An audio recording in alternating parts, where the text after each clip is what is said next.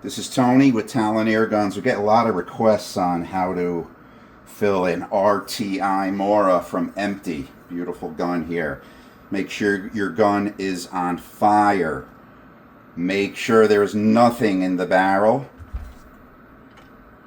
Cocking lever back. Take that. Point it in a safe direction. We will fill. Okay. That plenum and air hammer need to fill. There it is.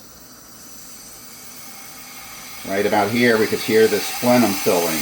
Right here. Dry fire. And there's your gun. Now